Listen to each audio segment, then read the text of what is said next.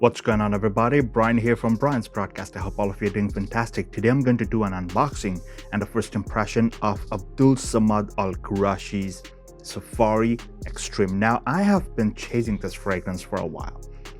I've seen mixed reviews, people talking about how it's too feminine leaning, sometimes people saying it's a gorgeous fragrance. And then, of course, the US website almost never had this particular bottle. The bottle style. So the first edition that came out was in a rectangular crystal kind of bottle, and later on they came out with a special edition or something, and that was kind of like I think it was like an oval shaped bottle, but whatever, man. I was trying to get my hands on the rectangular one, the OG style, and finally I have it. Let's not delay. This is the wonderful packaging. The packaging is like, the whole package itself is pretty heavy. Let's go ahead and unbox this wonderful fragrance. I'm hoping that it's not too feminine, because I see the notes on Fragrantica, because I did not find too much information on the web, so I have to rely on Fragrantica. But of course, it's, fragrances are subjective. We'll see how it goes. And if this is your first time visiting my channel, please don't forget to subscribe and hit the thumbs up button if you like contents like these. The wonderful packaging, beautiful stuff, feels very premium in the hand. So I'm gonna take this sleeve off. Wow, look at this baby, look at this. I have a feeling I still have not touched the bottle. I have a feeling like the cap is also kind of glass. If it is, no one else is going to be happier than myself right here. Wow. Very heavy bottle. And just look at this. Almost looks like a deer arm bottle. But then again, it does its own thing. Has this little ridge or notch, whatever you call. Beautiful. Like super premium stuff. And also the box itself, it's very premium. Like top-notch quality right there. And well, I think the top part is also glass. It feels very cool to the touch. Definitely not plastic. Beautiful stuff. Very, very impressed. Beautiful. People hyped a lot about this. I'm gonna read out the notes from Fragrantica real quick. There's a ton of notes here, as you can see. So I see mandarin orange, raspberry, saffron, magnolia, thyme, lime blossom, bergamot, lily of the valley, lilac. That's on the top.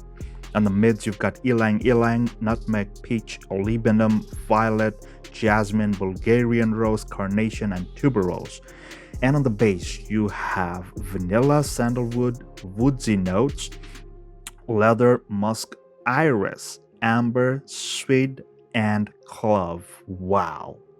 Powerhouse right there. Talk about a combination of notes. Let's see what Safari Extreme smells like. I'm gonna go directly on skin, but man, I'm totally loving this bottle. Let's go ahead and spray it on skin. All good, all clear.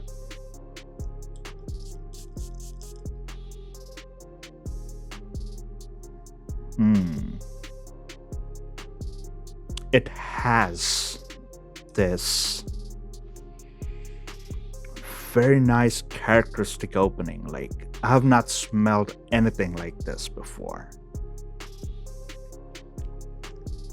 Up front, like first time spraying, what I get is like that smooth, rich, dense leather, which is the suede over here, the suede and the undertone, and this is like up front. I see why people might say it's a bit too feminine leaning, but in my opinion, like the 5-10 seconds, it's already changing. The florals are not super distinguished. Like, for instance, on the top, you have saffron, raspberry, magnolia. I think it's a combination of raspberry, which sometimes adds to like a feminine characteristic in some fragrances, but over here it does not have like a sharp edge, which is a very nice thing, I must say. saffron is almost like a leathery, spicy saffron. The orange or the mandarin orange, you get that fruitiness. Like there's a juicy, succulent part to this opening. Very elegant, and I wouldn't say it's very or extremely potent, but it's present. And maybe over some time, because today's the first time I'm spraying this, maybe if I leave it for a while and then revisit it, I'm pretty sure things might change. But wow, I do feel some kind of a rose going on, but it's not one of your sweet jammy rose. That's the best part, because I'm not a big fan of rose in fragrances, so I'm very selective about like fragrances that has rose in it. It's not super feminine. In my opinion, it's definitely not super feminine. I was really scared about that part. Smells very elegant, has this hint of freshness. Definitely it's gonna need some time to open up, because it's pretty complex, I can tell right away. Some musky, like the musk over here, you do feel it in the front, like up front, you do feel it. I'm pretty sure it's gonna change the story as it goes down, but it's kind of like a clean, fresh musk. It's not one of your powdery ones, so it's like a clean, plain, as if like a white bed sheet, a linen sheet. It's kind of like that. It smells almost like that. It's like a white thing. The woody undertones, you can feel it. Like there's a lot of depth and character going on. Do I recommend doing a blind buy of this? If you have the funds. I got this one from the US website, cost me like around $162 or $160, including shipping. And that's from the authentic and official website, Abdul Samad Al Qurashi. Is it worthy of the blind buy? In my opinion, if you have the funds to spare, go for it. Just go for it. Like, even if you don't like it, if you feel it's more feminine leaning thing, if you have a female partner, you can always share the fragrance. Lovely stuff. Like, it did not induce a headache, at least, because I'm not too sensitive to stronger fragrances. But I think there was this one, I forgot the name of it at this point, but there was this one particular fragrance that really gave me a bad headache. But this one, definitely not doing it. So, safe side. Wonderful. I have a feeling like this thing is gonna leave a wonderful scent trail, and my god, wow. I know now why people really love it. Like, I have some really good friends in the Fracom, Sean Conley being one of them. Thank you, Sean, because you did comment and said that I'm really gonna love this one. Totally agree on this. Like, this is good. This is good.